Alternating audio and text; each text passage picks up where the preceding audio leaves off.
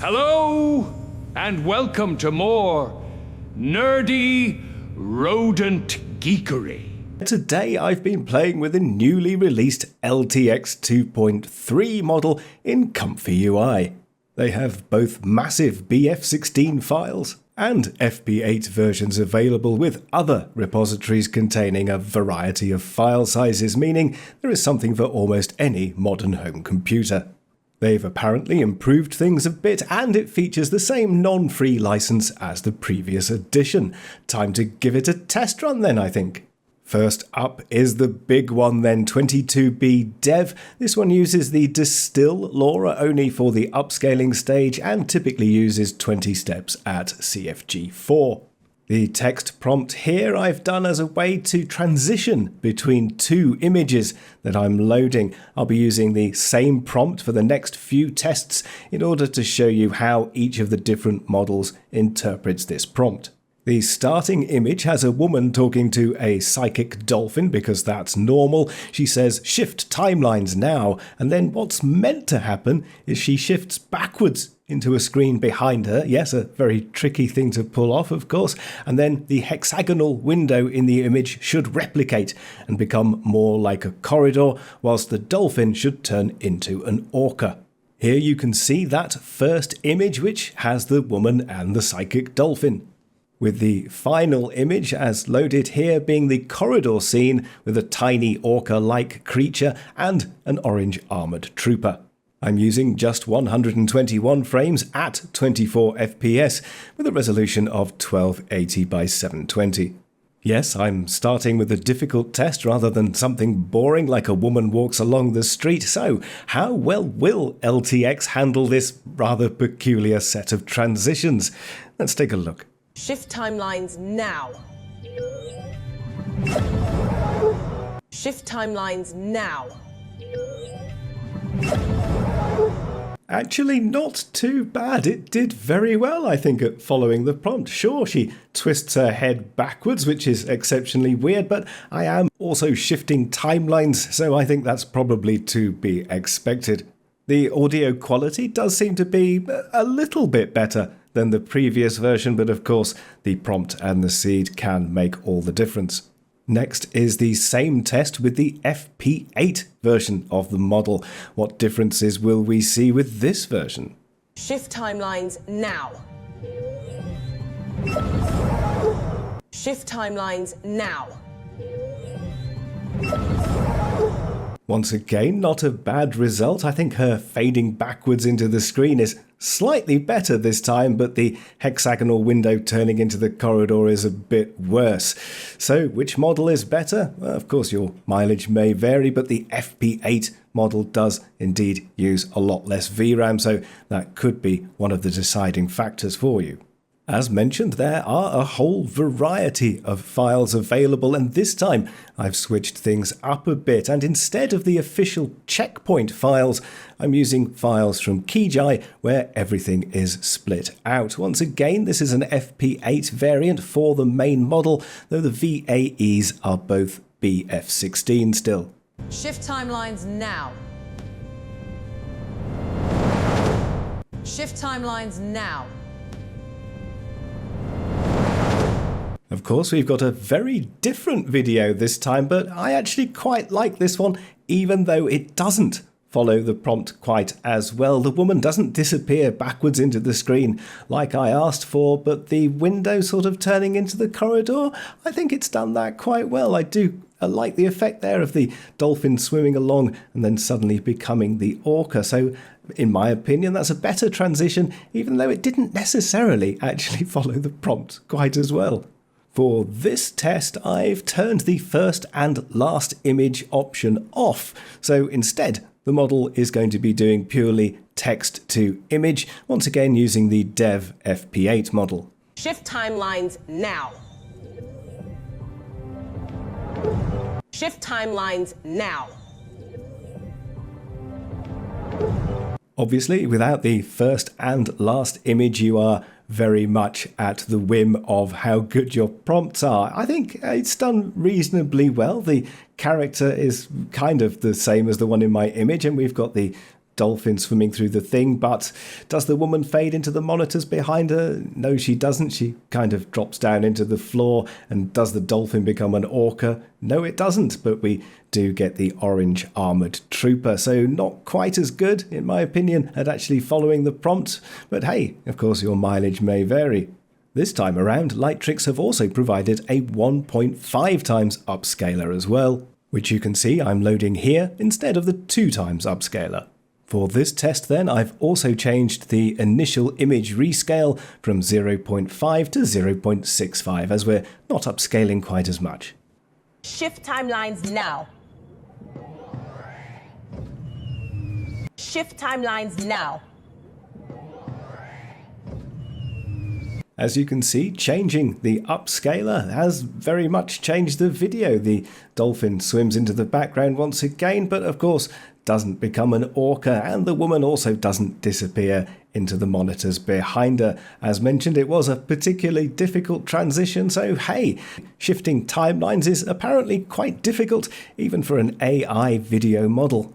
Back to KeyJai's files once again, but this time I've enabled the LTX-2 AI prompter, because if my prompt isn't very good, then maybe this node can help me. Up here then you can see we're using the text generate LTX-2 prompt, so that's got the prompt input going in. It does its AI magic with the same clip model we've got loaded, the Gemma. In the preview as text node we can see what the AI has generated for us. It is very similar to the original prompt, but there are some slight differences. Shift timelines now. Shift timelines now. The resulting video in this case is of course surprisingly different given how little change there was in the prompt. So now we've got the dolphin going into the background. Does it change into an orca? No, it doesn't. And does she disappear into the screens? No, she doesn't. But the hexagonal window does at least turn into the corridor. So I guess that's one thing. If you're not too keen on the introduction of spelling mistakes, then you can use a different thing such as Ollama. This is the Ollama group that I'm using, and I'm using Qwen 3VL for the large language model. In this case, obviously, you can pick whichever one you want. For the system prompt, once again, you can change it, but this time I'm using the standard British English spelling for things, so no longer do you get strange words like armour, you get proper words like armour and colour. Up here in the newly generated prompt, you can see that yes, it has correctly spelt the word armoured. Oh, brilliant. Now, let's take a look at the video. Shift timelines now. Shift timelines now. Okay, I guess she does actually kind of disappear into the monitor screens this time. That's one thing, but the orca, still not there. The dolphin just disappears and we get the trooper appearing in the window there, which is meant to sort of go back and become a corridor. So again, it's close, but basically it goes to show that your prompt, even if there are small changes to it, does have a massive impact on the final video. Staying with KeyJai's files still, this time I'm also using their chunk feed forward node, which can help to save a nice chunk of VRAM. I'm also going up to a much larger resolution, this time of 1920 by 1080. Depending on the GPU you have, you may need to change the number of chunks, but that's easy enough to test for yourself on your own specific setup. If you get an out of memory error, just try increasing the number of chunks until you don't. Larger resolutions will, of course, also take a bit longer to render. For the prompts, this time I'm going with an anime style, and I'm asking for a rodent mage with a table in front of him and a bookshelf behind. Generally speaking, LTX 2.3 is still a bit pants at things like text, which is why I've prompted for a simple sign on his wall as well. Let's see how good it is at spelling the word cheddar. He should cast his spell and then some cheese should magically appear on the table in front of him. Let's see how well it does. And remember, being a distilled model, this one only needs 8 steps and CFG1. Cesium Aperius. Cesium Aperius. Okay, that's not actually too bad. We've got one sign that says cheddar, but then another sign in the background that completely doesn't. It has got a fairly decent anime cartoony style there, so not bad at all. Remember, you don't have to use just 121 frames. You can push that a bit higher, especially if you're using that chunk feed forward node. So this time I've gone all the way up to 241 frames. Cesium Apirius.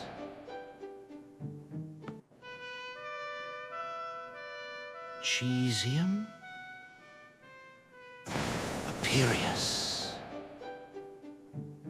This time we still have two signs, and one of them says cheddar, which is good, and the other one doesn't really quite so much, and the rodent's fingers still do a little bit like the old model does. They go a little bit strange, and sometimes he has 3 and sometimes he has 4, and sometimes they're bent in rather peculiar shapes. So yes, still not very good at doing hands, but I think overall a fairly decent result. If we try that one again with the LTX-2 prompt enhancer, does it do any better? We can see. Cesium Apirius.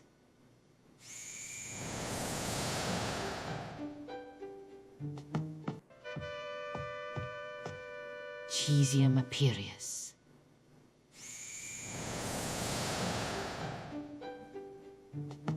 Well, it's certainly different, and cheddar this time has 3 Ds in it, like any normal spelling of the word cheddar. So yes, in this case, using the prompt enhancer hasn't really helped a lot, although it's given us a rather interesting scene still. And of course, there are plenty more settings you can change. So this time I'm using Ollama. Plus, I've also changed all of these other settings. So I'm using 9 steps, and I'm using a different sampler. I've gone with the classic linear quadratic scheduler instead of the LTX one. I'm using the 1.5 times upscaler, and here image scale of 0.6 to start with, and I'm also using stage 3, the 2 times upscale on the FPS. And finally, for extra giggles, I'm also using the normalizing sampler with some different video and audio normalization going on there. Cesium Apirius.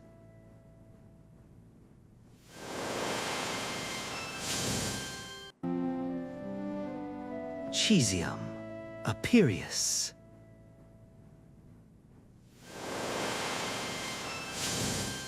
Now that one I think has followed the prompt very well. You can see the sign in the background is spelt properly. It says cheddar. He's got the potted plant, the bookshelf. He's wearing his nice uniform, but the 2 times upscale of the FPS does seem to leave that ever so slight ghosting. So does it reduce the quality a little bit?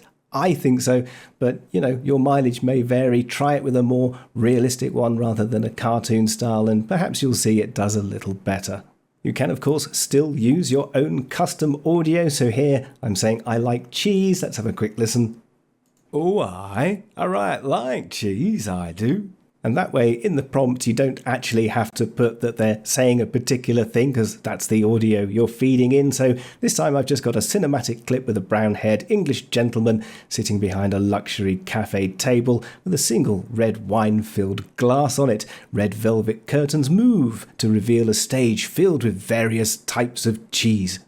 Oh, I right like cheese, I do. Oh, I right like cheese, I do. Well, at least this time we've got the video to have something other than a North American accent. Excellent stuff, although some of that cheese looks a bit interesting, especially the red stuff. Anyway, it's all fun and games, isn't it? The other thing this new version of LTX is good at as well is portrait rather than landscape video. So this time I've got a width of 720 and a height of 1280. The prompt I'm using is an animated claymation style film clip featuring a friendly looking, very cute humanoid female hamster with orange and white patched fur and a blonde wig on. She's eating some seeds, and the background music is calming and orchestral.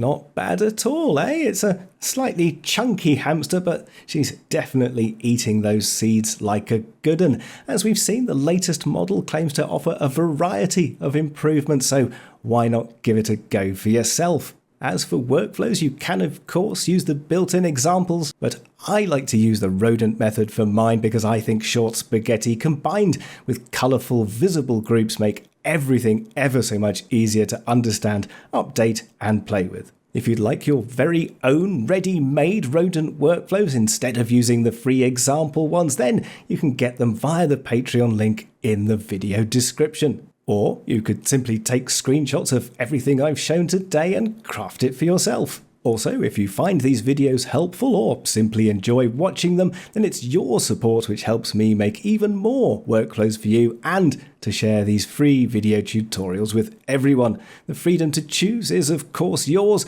and a massive thanks to all supporters because it's you that makes this possible. Ooh, nerdy rodent. He really makes my day.